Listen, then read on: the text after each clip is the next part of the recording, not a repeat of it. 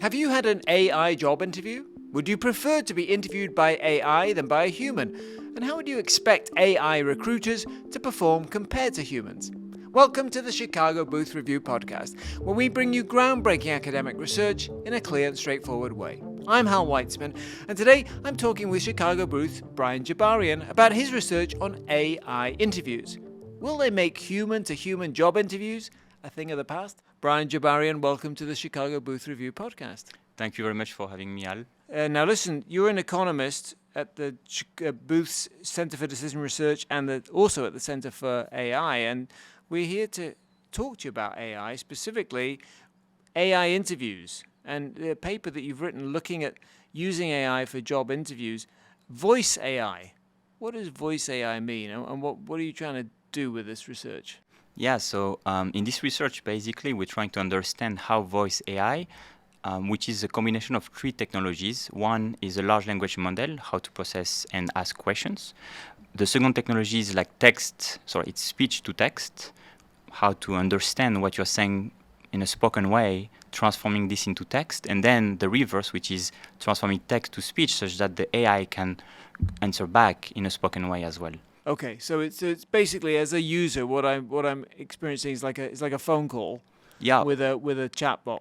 Well, yes and no, in the sense that like the chatbot you have been used to over the phone are like quite yes, no answers, and there is no like conversation. Here, the AI has a way to follow up in a smarter way, ask you question. In general, when you talk to an automate over phone, in general, It's infuriating. Yeah, you get and it mad. never understands what you're saying, particularly if you have an accent like me. It never understands what the hell you're trying to say. Okay, so you're looking at this voice AI, and just so I understand, voice AI, it has all the intonation of regular speech, because sometimes they can be quite flat. No, absolutely. It has so it's a female voice here that we are studying because of like compliance, and it's just easier for people to talk to a female voice. It has all the intonation, all the wow aspects, and like it takes time to think sometimes, not too much, which is why we can deploy it at very scale. You have microseconds, like a human would think, not more like we have a conversation now. So that's like the beauty of the technology, and it has all the accents better than mine to basically answer the users. It speaks French better than you. Yeah, and actually, yes, you can decline it in all type of language, which is our next study, and all different types of accents. So you can match the identity of a British person or someone in the Philippines or India. So it's really which is why this is scary, but that's another topic. Yeah. So, what is the question? What is the thing that animates this research? So the question we are asking is, if we deploy voice AI or AI voice agents as job interviewers, how will they perform, basically? So to answer this question, to explore this question, I've developed a partnership with a global recruiting firm, PSG Global Solutions, which was founded by one of the alumni, actually, Vivek Panamaban. And with David Koch, who is leading the AI effort there, we've been basically thinking about how David can deploy the AI technology, but also how I can bring this expertise with field experiments to evaluate the impact of this technology in the process. And the key risk for them was they're changing radically their business operation, going from talking to a human over years, and now having the candidate talking to an AI. So the first risk is like people don't showing up to the interview. Mm-hmm. So that's what the first risk that we actually tackle. Okay, will they show up? Absolutely, and this is why we have this like choice branch. So I'm going into the detail of the design later, but one way to know if your user don't want to speak to an AI, you give them the choice. So that's what we did. That makes sense. Okay. And turn out like 78% chose to talk to an AI. So wow. Okay. Well, let's get to it in Yeah. a second. But I'm interested that you mentioned the Philippines. You conducted this with this firm in the Philippines. Oh, so why the Philippines? So I was looking for a firm, first of all, willing to meet my scientific standards, Right. which took me years to find one. So very grateful to the firm there. But also I was looking for a firm which was going to deploy AI in a high volume market. So everyone has been talking about AI as the next Einstein guy, which I don't deny, it's totally possible. But right now, you have massive potential social benefit and economic returns by deploying AI in frontline jobs. Mm-hmm. So PSG is basically integrated within a BPO leader, business process outsourcing firm called Teleperformance. And basically, PSG is recruiting on behalf of teleperformance clients which are basically asking for customer service roles. And the feeling Customer service roles. Absolutely. So what kind of thing? So, for instance, in our study here, we have 43 different firms. So it can go from technology, as working for Google, or working for any type of Fortune 500, but also healthcare and this type of more legal-oriented jobs, which actually required a human down the line doing the decisions live. So you don't call to say, hey, my project doesn't work, what I should do. Sometimes you need for which type of doctor I should talk to. Here you need a human advising the user calling. So the customer services role are like wide, and they're very diverse. But most of them are like outsourced to other countries. And one of the leaders in the world is the Philippines. Okay, exactly. So this is all the kind of the call center type jobs. Yeah, absolutely. Okay. All right. So tell us you kind of your big headline finding. What's the yes, absolutely. So the big if I may, before the headlines, the way we thought about how do we measure impact. So far, the way we've been measuring impact in AI is like asking questions. Do you use AI? Don't you use AI? Etc. And it's kind of great, but survey has sometimes limitation. One of the best way to know if basically there is an impact or not attributed to the technology is randomized controlled trial, or like a natural fit experiment where you randomize who is going to get assigned to an AI versus a human recruiter here. So that was the big win, that now PSG is using that type of technique to deploy their own AI in the firm. So in our case here, candidates were randomly assigned to getting a job interview with an AI voice agent or with a human recruiter, or I was saying, give them a choice. Do you want to be interviewed by an AI, or do you want to be interviewed by a human? So that's what the randomization. And before getting the results, we ask the professional recruiters in the firm, and we say, do you think AI is going to do a good job in terms of leading to more job offer rate, leading to more job starters, leading to more higher retention rate over 30 days, etc., etc. And on all these questions, they all said absolutely not. Sorry, and who's they? The recruiters, the professional recruiters. So we asked them forecast. Professional recruiters. Absolutely. Right. And no one believed that basically AI would be able to just do as good as themselves, or even better. And that was like the big surprise, because what we found are AI leading to 12% more job offers, 18% more job starters, and 17% more retention rate over 30 days, basically. So the outcomes are a lot better. Absolutely. Okay, so just tell us briefly, kind of walk us through how you learned this. What was the design of your experiment? Yeah, so the way it works is we are recruiting for a customer service job. So why do we have, and in a high volume market, so we have 70,000 applicants, right? So the big first question is why we just don't screen CV and send a bunch of questions to candidate, and then we use AI as a way to analyze the data. Sure. Well, the key reason is that customer service role involves talking to someone. So you want to see how people perform before giving them the job. So the interview is not just about answering questions, it's actually about seeing how people behave in a conversation, trying to measure communication, soft skills that you can't basically elicit otherwise. In addition to that type of skills, we have two more tests, which are quantitative. One is analytical thinking test after the interview. Well, because one of the key roles also of the customer service is fixing problems, that people call you with a problem, you need to fix it. And the other skill is making sure that people have great English skills. So we have an English test. So this is how the process is structured for making the recruitment. So the way it works, it's that when people are getting invited to the job interview, they're randomized to get a job interview with the AI, human, or getting the choice. They get the interview. Those who pass the interview then go to the next stage, doing this two type of standardized test. And after that, the human recruiter take these two sources of information and make the decision about getting a... So they don't get interviewed by a human at all if you've been interviewed by an AI, or you do? So if I'm interviewed, if I'm part of the sample that's interviewed by the AI, and I'm one of the 78% people who say yes, I'm happy to do that, and I go to the interview, you are interviewed. Then I go on to the next step, and then everything that's been collected in the test and the interview is forwarded to Yes. Real human who's going to make a decision. Yes. But do I actually get to speak to a real human at all in any of No. that stage? If you have been So the whole process is automated except for the actual final decision. Exactly. So even the scheduling part, which is why actually we have this massive bump within the people who have been randomly assigned to the choice branch, one of the attractiveness of AI is like it's always available. And we are talking about customer service roles, so it's a very high turnover market, but also a very low conversion rate in the funnel.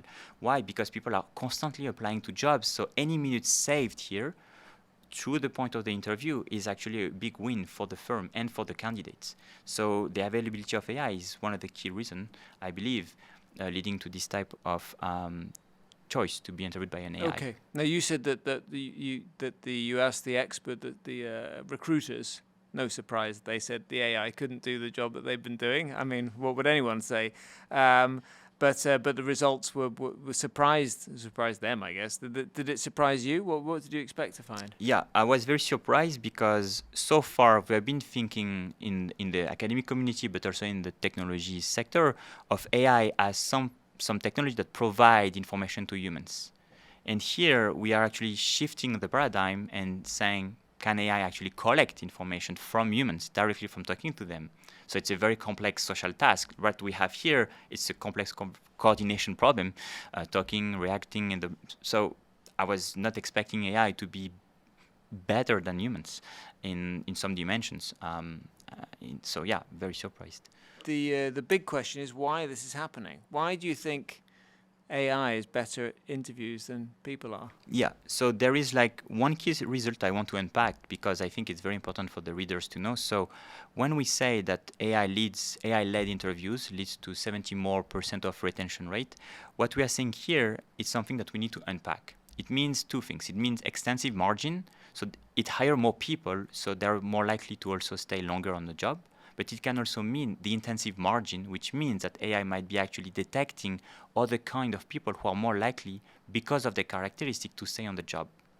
So when you conditional on people who accept the job, we actually find that that people who have been interviewed by AI, conditional on accepting the job, are 6% more likely to stay on the job after 30 days. And this is this part that tells us that actually AI is doing something better during the interview. So what is actually doing better during the interview? So the way we have been pursuing this question is in the following way. We have been taking the transcripts and analyzing them through different types of natural language processing techniques to understand what are the linguistic features that actually matter for a job decision made by the humans. And actually, for some of those type of linguistic features that matter for the job decision in a positive way, as in predicting in a good way the job offer, AI is better at picking these type of signals. Which one?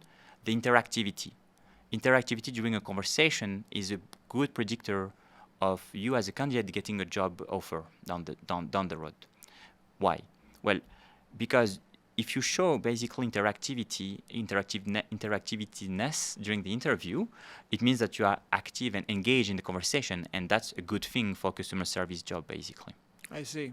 But you're showing you're interactive with a bot, not with a real human. Yes, but who is seeing that you are active with a bot at the end of the day? It's a human who has access, a human recruiter who is evaluating your job interview performance based on. See. So it's looking at you can look at the audio, you can listen to your audio you had with a bot. Yeah, just wondering, because you're being interviewed by a bot, then you might behave differently than you would if you were with a customer.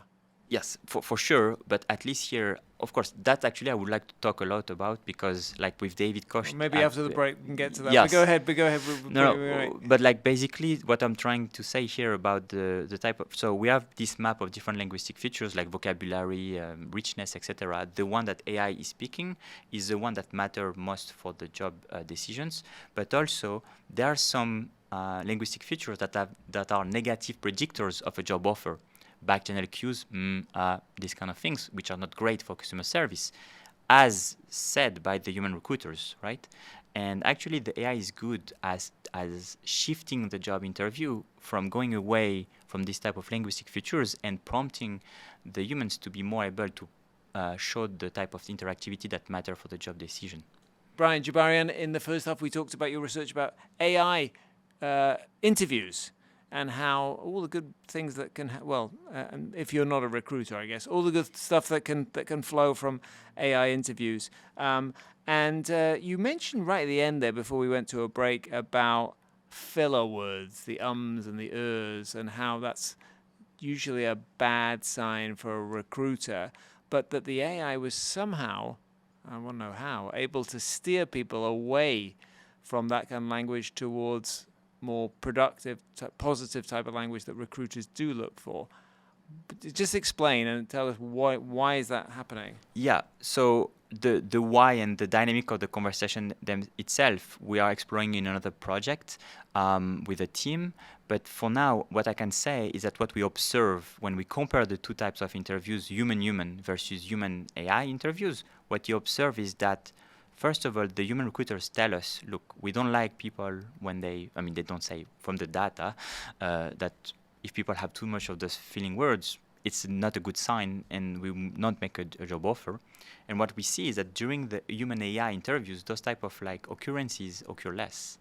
So in some way, during the conversation, the AI and the humans together are able to shift away from the negative cues and going towards the one which are more positive for the human recruiters, basically. So AI can help you reduce your filler words? Yes, in some dimensions. Like, for instance, I think it's quite important to say that some of those cues that are still positively predicting a job offer, like vocabulary richness, are still better collected by human recruiters. But vocabulary richness. Yes, but okay. Interactivity. That's interesting, 'cause I would have thought that an AI could pick up on that. Yes, but actually this is not for now what we see. I mean, just FYI, this is a live paper, this is a working paper. We are just starting the analysis, so we might update the worst, but in the future. But right now, it's the worst case scenario where AI is great at shifting from the negative cues to more the positive one, basically. The other thing which is great during a conversation with a human AI, between a human and an AI, is that, well, the human recruiters are making the decisions. Just by the way, I want to stress that all the candidates, when they start talking to an AI, they know that the AI is an AI. So the AI discloses its identity, saying I'm an artificial, etc. And it also discloses that the job interview will be reviewed by a human recruiter. That's super important for compliance. Okay, let's back to what's happening good in the job interview. The human recruiters, they need information to make the decisions, right? So they need the job interviews to be comprehensive. Comprehensive meaning covering a list of topics that the firm has instructed the human recruiters and the AI recruiters to cover. Like, we live far away from the job, can you take it? One of the key things that they're trying to assess from the job interview as well, in addition to the communication skills, is the attrition risk.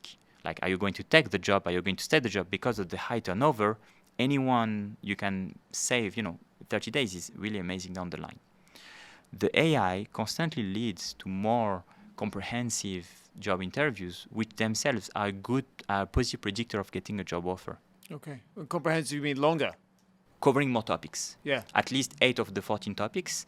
And actually, you have 50% more of chance to covering 10 topics with AI compared to 25% of chance of covering topics in the human interviews. What does that mean? Is that just because they're constantly feeling rushed? No. Who? The human recruiters. Well, I think it's not necessarily feeling rushed because the duration of the both interviews are most same. Right? But there is more likely that's why we want to explore this in a different project, because it's already big enough here. But there is different framework of a conversation. Right now, we are co-constructing the framework of the conversation. And in some of the job interviews, even if I were the candidate or you were the candidate, I will try to adapt myself more. The AI here, actually, you enter in some sense in its framework of the conversation. So it's good at saying, hey, by the way, I would like to come back to this question. And it doesn't drift. Right, yeah, it's focused, I suppose. It's not doing its email in the background while you're or it's not letting you speak for potentially. These were phone conversations. Yes. Right? We said that earlier. So it's an interesting dynamic, right? It's a different sort of dynamic, because I was asking you about, chemistry. A lot of interviews. I mean, interviews are terrible, I think. But anyway, they're so artificial anyway. But one of the main things you get out of an interview is chemistry, in a sense of the person, their character, their warmth, their trustworthiness, whatever. That might be hard if you're just taking what they're saying and putting it down in text and feeding it to a bot. Yeah, absolutely. So that's also why I stress that it's a 5-year partnership, because we have several projects. I set up a team now of collaborators with me, so it's like not alone.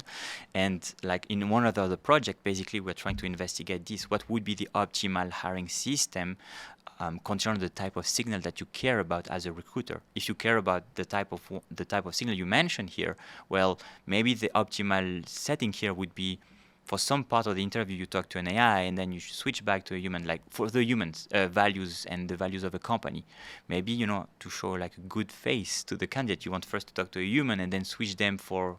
Well, I'm also interested in this statistic about 78% of people offered the chance chose to be interviewed by the AI, because there's some other research about humans interacting with AI in terms of they're more likely to be persuaded by AI. The AI can show them evidence, and I think one of the explanations there might be that it's sort of somehow objective. The fact that it's not embodied in a person, so sort of makes people somehow more open to it. People are using a lot of AI therapy, like they'll tell, like you say, they're available 24 hours, and you can do a 5-minute therapy session instead of an hour. So, the relationship that people have with a chatbot is different than the relationship we have with other people, which might mean it's less of a test. You screw up the AI interview, okay, so who cares, and you can say pretty much anything, So I just wonder if part of the challenge here is that this is not actually replicating the environment you're going to be working in. That's what I was trying to get at earlier. So I'm wondering if AI is really a good test for whether you're a good phone service agent. Interesting. That's a very nice point, actually. So I can say a few things about this. First of all, we don't observe any biases against like women or by the human-led interviews or their decisions. And yet, the reported gender discrimination is half for people who got a job interview with an AI than with a human. So what you're saying about potentially, we don't have like psychological reasons here, but at least for sure there is something happening in the minds. AI that suggests to be more objective. Or at least less bias against gender. Right. And women, for instance, within the 78%, when you decompose that, you see that 76% of men choose the bot, but actually it's 80% of women. And the difference between the two groups is statistically significant, saying women are more likely to choose than men to be interviewed by an AI. That says a lot about how people perceive the job interview, how it can be threatening for minorities potentially. The other thing I want to say is that like we're using a lot the word bot, but actually like... Well, I am. I know you're not. I am not, because like the bot I was used to when I was calling, firms like for whatever, taking a train or whatever, like it's really a bot. Here, like if the AI doesn't tell you that it's an AI, you would forget that it's an AI. Like it's so good, right? Right. So there is more potentiality, actually, more potential for AI to emulate what would be your actual job environment than if you were with a human recruiter. Because right now what we're thinking with David Koch, for instance, is like revamping basically their pipeline of recruiting. What if now, instead of asking questions and having conversation, you could simulate what would be your job during the job interview? So now you have like a pure signal collection. Like you want to see how Brian is good as a customer service, give him the job right now and see how it works. So you could emulate problems instead of like having back and forth, something you can't really do with recruiters. Like we are talking about human recruiters. We don't have a lot in our sample, 135. I mean, I think 45 are covering 90% of the job interviews they're doing. So it's like a massive amount of effort for a human to repeat, right? So the likelihood of being able to personalize a job interview with a human is quite low compared to what you could do with an AI. As we were saying at the beginning, the accents, the voice, whatever, but also the way you are actually designing the interview itself. Okay, so and presumably they like you said, it could be convenient. You could interview any time of day and night, and as long as you want. Exactly. Like and as we were saying, the more a candidate talk. I mean, of course, it has to be on the point and not like drifting, but like the more it provides relevant answers, the bigger the information source for the human recruiters to make the Right. decision is bigger. So it helps also making more informed decision. I want to stress something. In this high volume market, the anything we can do to increase the standardization of the job decision making would be highly beneficial for this industry. Imagine you can shift to 1% on the right of the talent distribution, the type of people you recruit. We're talking about like millions of like job candidates per year for teleperformance, right? So 1% of like improvement on the right side of the curve, it's amazing for everyone. For the first, No, I understand the significance, but it does seem to be. I mean, is this limited to a certain type of job? This is not. We're not going to hire faculty at the University of Chicago using an AI interviewer. I mean, well, so absolutely right for now. Or whoever. I mean, you're No. not going to hire an artist in residence by having them interview with an AI. Well, we should not, probably. We will not, I don't know. Like, what I can tell you right now is that this study shows that it can be seen at the worst case scenario and already doing better. For sure, the job interview here is structured and to some extent unstructured. So what I mean by structured means you have like very clear expected answers. Do you live far away? Yes or no? Are you willing to go back to school or not? Yes or no? But you have 30% at least around of like open-ended question. Why do you want to get the job? So of course, the more you go up the job ladder and the more you go toward like more sophisticated conversations, and the less likely right now the AI would be good, but it's not saying that tomorrow it won't be that good. So we're all going to be interviewed by AI. I mean, I hope that when I go on the then, job of course, market, we're going to have our own agents that will just do the interviews with the AI. Yeah, so that's actually a threat that the company is taking very seriously about like AI fraud. And there will be like new type of like AI detection. So it's a bit the funny thing where you have an AI agent potentially talking to an AI recruiter and then an AI system tracking whether you have an AI or not in the loop, on which side. But this is something that is going to be very important for actually higher type of jobs like PhD level or engineers, which are actually already being held by AI live. Like in my glasses, I could have an AI right now. I don't. But Scary prospect. Brian Jabarian, thank you very much for coming on the Chicago Booth Review podcast. Thanks a lot for having me.